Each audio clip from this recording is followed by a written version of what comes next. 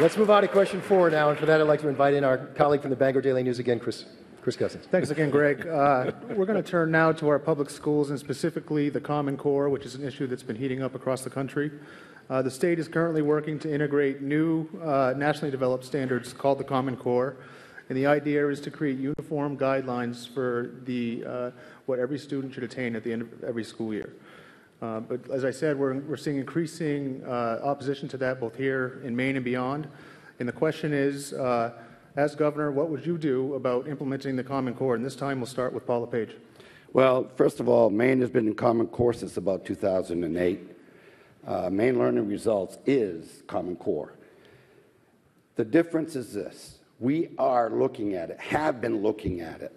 It's very difficult to get people with systems that are working much better than any system in the United States, because you've got to bring the experts in, and we're in the process of doing that.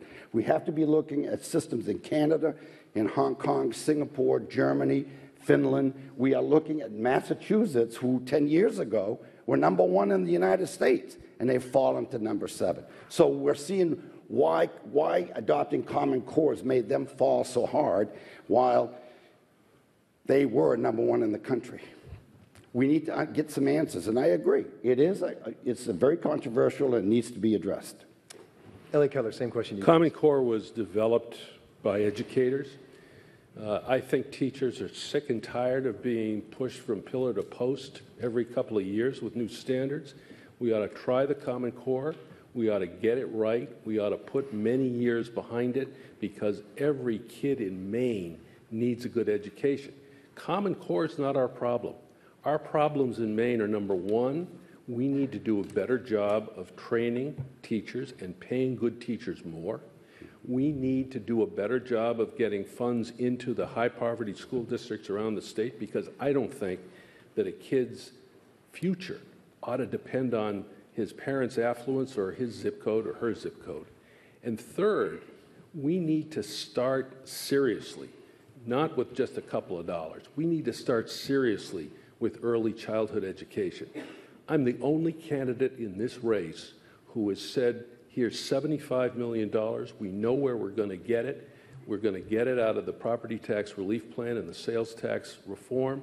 This is how leadership works and governs successfully in the state of Maine. And when we make those investments in kids' futures, we're going to be able to keep our kids in Maine, grow our economy, and really create new jobs. Thank you. Same question to you, Mike. Thank you. As I mentioned earlier, my sister Lynn, she's a teacher. And I know how hard that she works, as do all other teachers here in the state of Maine. When you look at Common Core, we do need standards, but it's how those standards are implemented is where the problems come in.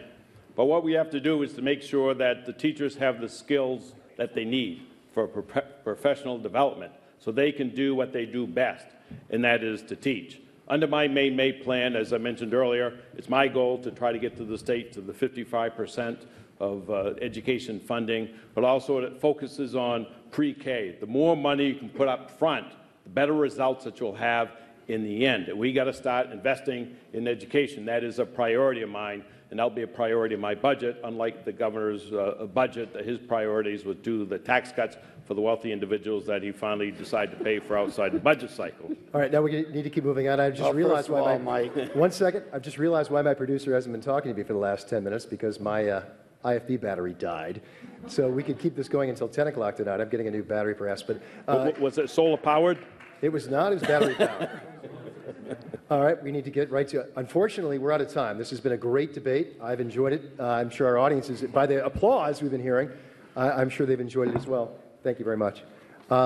We need to proceed to our closing statements. The lightning round died as well, but I'm going to tell you, we had plans to get to veterans, welfare reform, energy.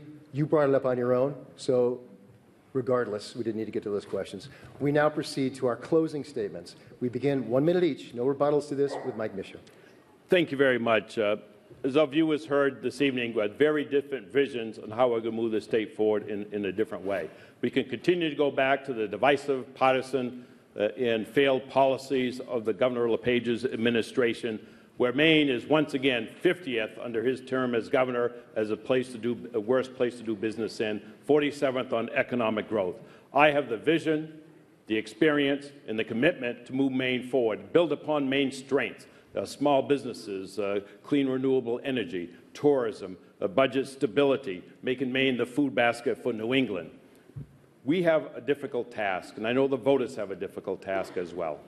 I ask for your vote on November 4th to move this state forward in a positive direction so we can solve the problems that we're facing as a state. I'm the only candidate on this stage that has a proven track record of being able to work across the aisle, Republicans and Democrats. I did it when we had an evenly divided Senate. I did it in Congress, working with Republicans when I was in the minority as well as in the majority. So I ask for your vote on November 4th. Thank you, sir. And to you, Governor Paul LePage, you have 1 minute as well.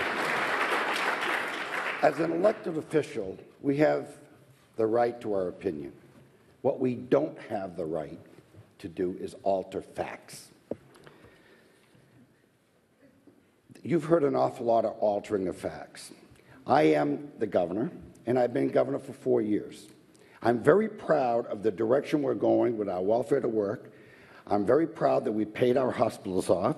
I'm very proud that we did lower the taxes, which I believe was 55 basis points, and that's to all the wealthy people in Maine that make over $19,000. I will admit I'm not a flowery prose politician. But what I do, it's not about talking, it's about action.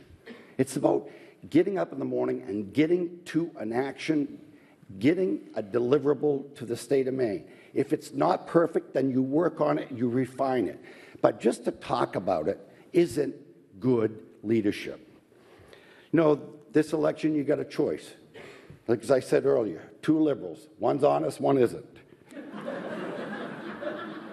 You need to wrap up. My actions have created jobs. We have reformed welfare, and we're not throwing money at it. We're throwing education at it. And that'll have to be it. We need to move on now. Eliot Cutler, you have 1 minute too, please. Audience, please. 1 minute, please.